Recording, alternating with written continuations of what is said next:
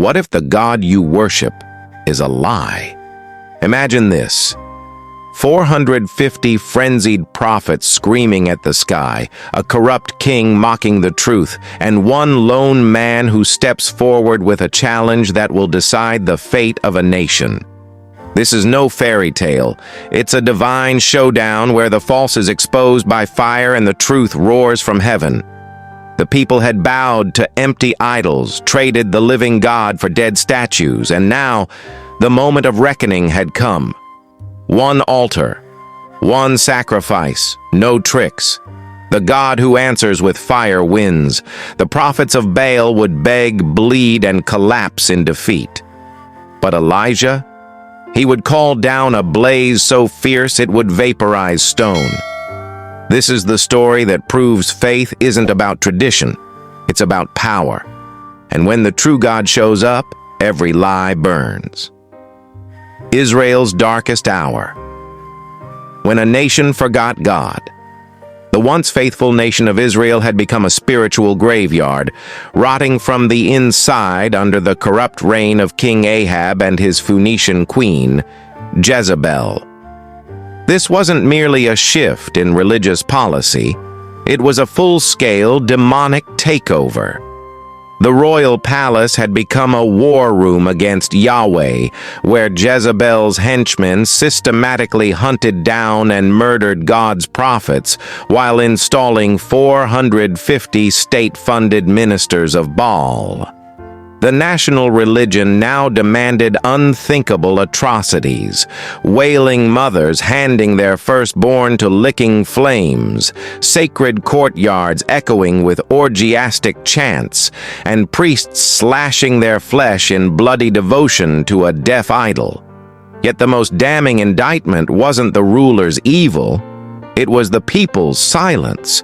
Farmers who once tithed their harvest now watched their children starve without protest. Former worshippers of Yahweh shuffled obediently to pagan altars, their consciences cauterized by fear and famine. The land itself became God's megaphone, skies like iron, fields like concrete, and rivers reduced to cracked mudflats. Every withered vine and bleached animal carcass screamed the consequences of their betrayal. Into this spiritual holocaust strode Elijah, a desert-dwelling radical with fire in his eyes and divine authority in his bones. His very presence in Samaria's opulent courts was an act of war, his ragged cloak a stark contrast to the jewel-encrusted priests of Baal. When he spoke, it wasn't to negotiate, but to declare an ultimatum. The God who answers by fire would be proven true. The confrontation would expose not just false gods, but the cowardly hearts that had traded glory for gutter idols. Israel's darkest hour had come, and with it, their final chance at redemption. Elijah's insane ultimatum: one man versus 450, no allies, no weapons, just a threadbare mantle and unshakable conviction. Elijah didn't slink into Ahab's presence. He seized the moment like a thunderclap. His demand was ludicrous. Gather all Israel and every last prophet of Baal. The king's shock must have been palpable. This wasn't a negotiation. It was a death match. 2 altars, 2 sacrifices, no human tricks. The terms were irrevocable. The God who answered with fire would be proven true. The other, a fraud. The stakes? Survival. The crowd buzzed with nervous energy. The Baal priests exchanged uneasy glances. Elijah stood relaxed, a faint smirk playing on his lips. He knew what they didn't. You can't fake divinity. The living God doesn't perform on demand. He reveals himself in power. As the sun climbed, the tension thickened. This wasn't just a test of deities. It was a reckoning for every soul present. Would they cling to dead tradition or bow to the fire of truth? Elijah's confidence wasn't arrogance.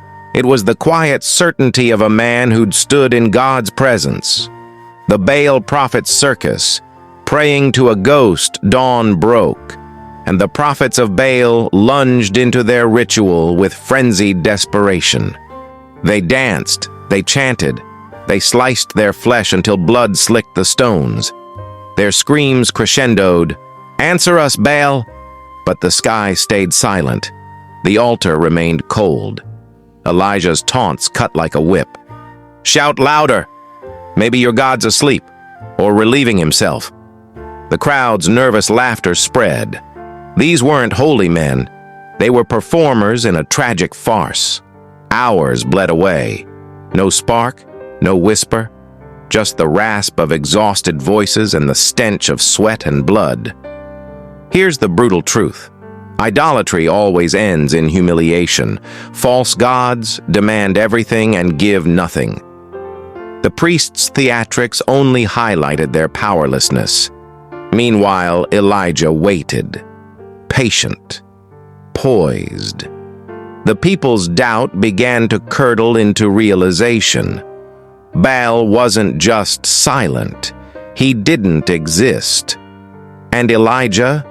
He was about to demonstrate what happens when the God of fire speaks.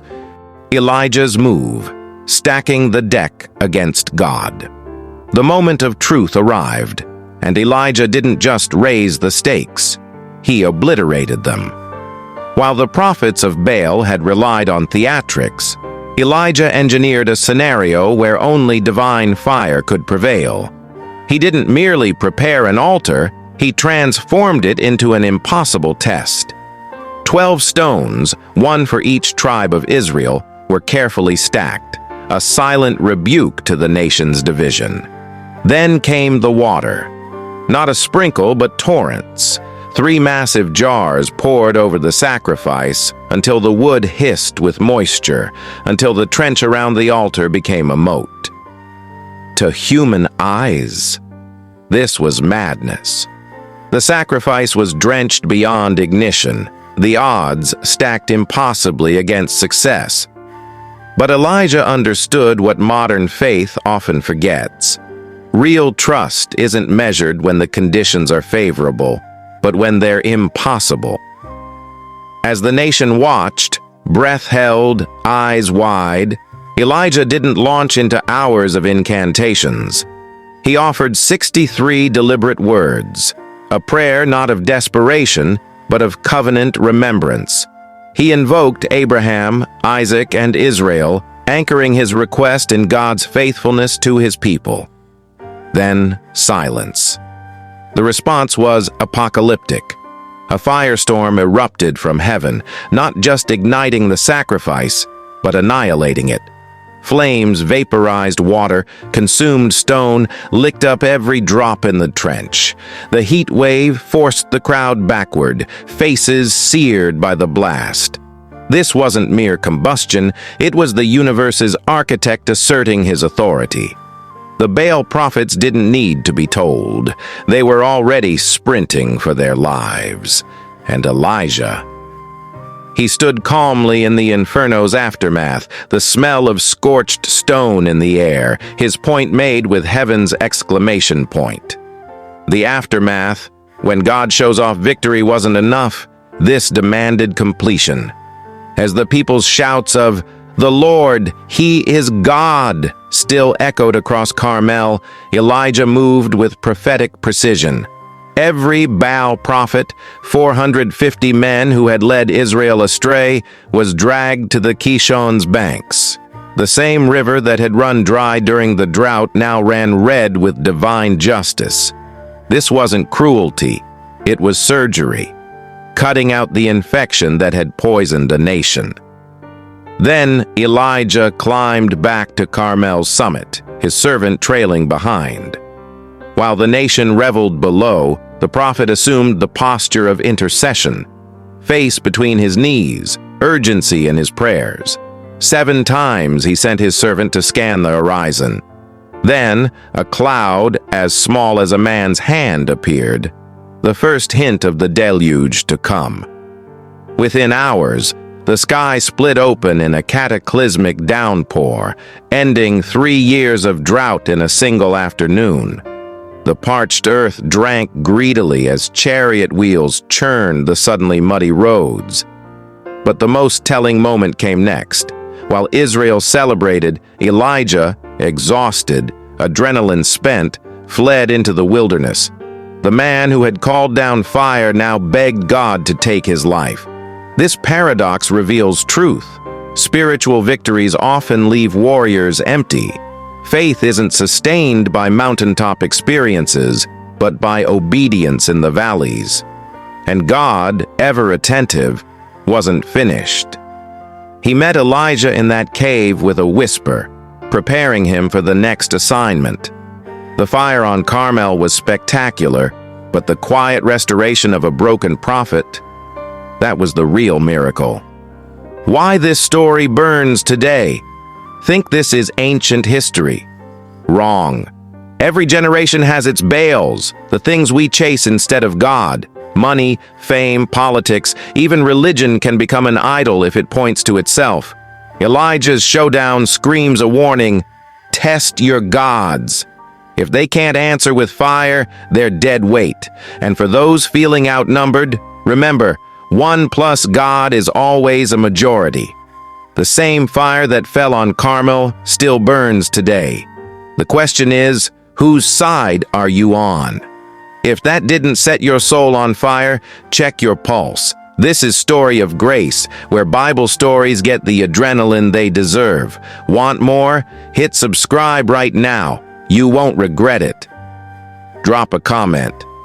Would you have dared to stand with Elijah? See you next time, and remember, when God shows up, the fake never survives.